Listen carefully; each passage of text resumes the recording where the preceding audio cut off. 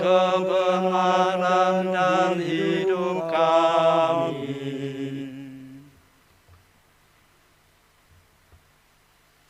Saudara-saudariku yang terkasih dalam Tuhan kita Yesus Kristus, marilah kita ke tempat yang sunyi, supaya kita sendirian dan beristirahat. Demikian ajakan Yesus pada para rasul, para muridnya yang baru saja kembali dari tugas perutusannya. Tidak dijelaskan berapa lama tugas itu dijalankan. Tetapi yang jelas, pastilah mereka capek, lelah, dan memang perlu istirahat, menyendiri, sehingga bisa saling berbagi pengalaman yang pastilah banyak sekali. Dan pastilah mereka diajak juga tentu untuk berdoa, sebab setiap kali Yesus ke tempat yang sunyi itu untuk berdoa. Tidak sekadar berpariwisata. Saudara-saudariku yang terkasih, kita juga diajak oleh Yesus untuk sering-sering menyendiri. Artinya berkumpul dengan anggota kelompok, anggota keluarga, anggota komunitas, sehingga bisa saling berinteraksi, saling berbagi, saling bercerita, dan dengan demikian terciptalah relasi yang lebih baik. Nampaknya ajakan Yesus itu kurang mendapat perhatian.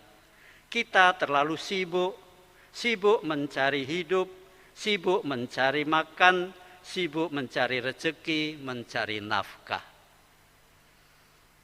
Datanglah COVID-19 yang sedemikian mengacau balaukan kehidupan kita. Kehidupan kita bersama diganggu sangat mendasar dalam segala lini, dalam segala hal. Segala bidang kehidupan, bahkan tak ketinggalan bidang liturgi keagamaan, cara kita berdoa pun, cara kita berdoa bersama juga diganggu menjadi tidak karuan seringkali. COVID-19 memaksa kita untuk kembali ke diri kita, kembali ke sumber dasar kehidupan bersama kita, yaitu keluarga.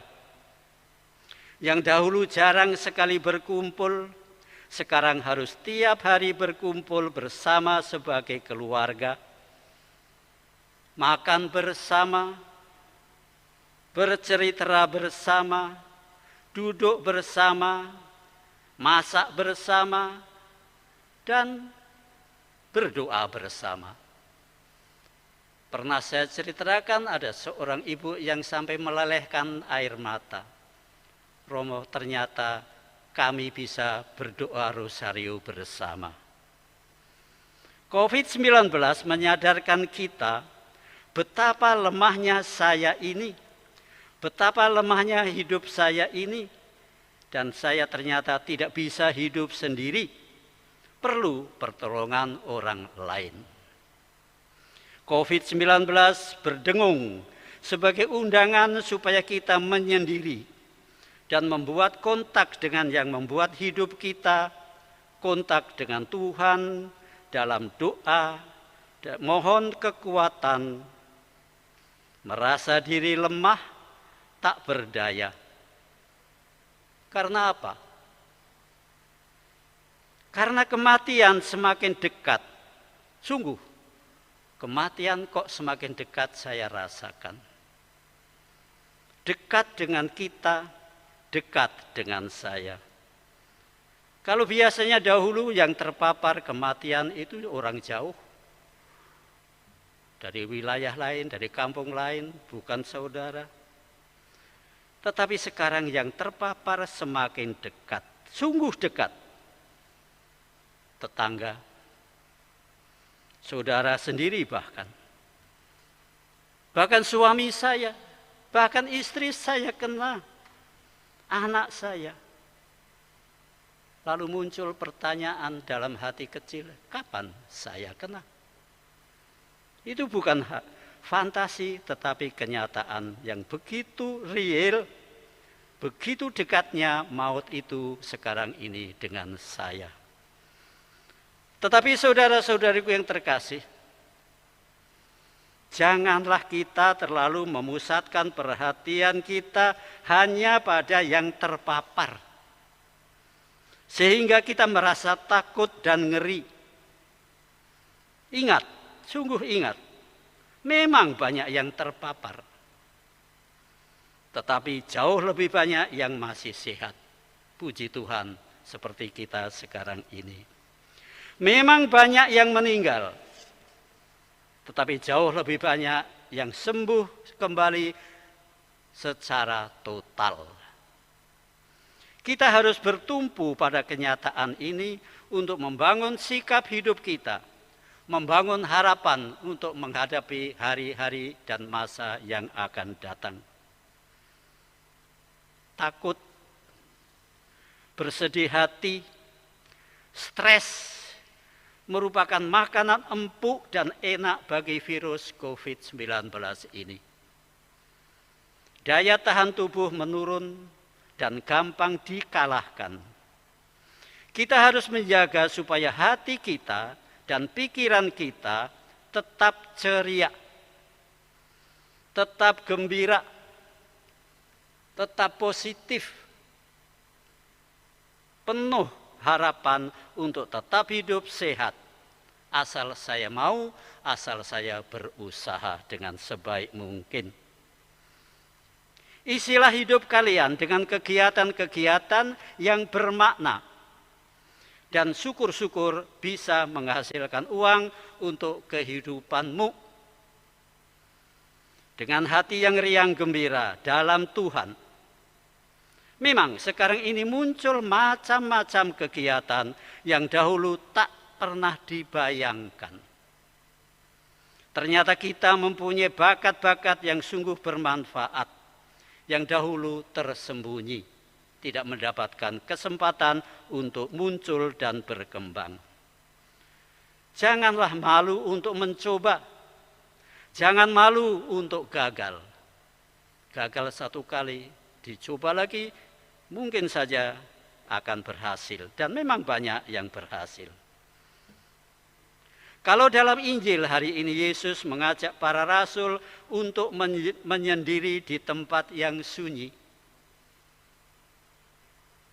kemudian ternyata gagal, karena di pantai sebelah sudah ditunggu begitu banyak orang.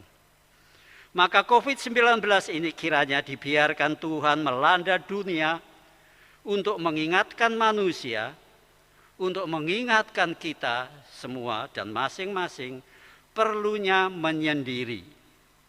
Bertanya pada diri sendiri, masih benarkah langkah laku hidupku selama ini? Kita didorong untuk kembali ke keluarga secara lebih erat mesra lagi.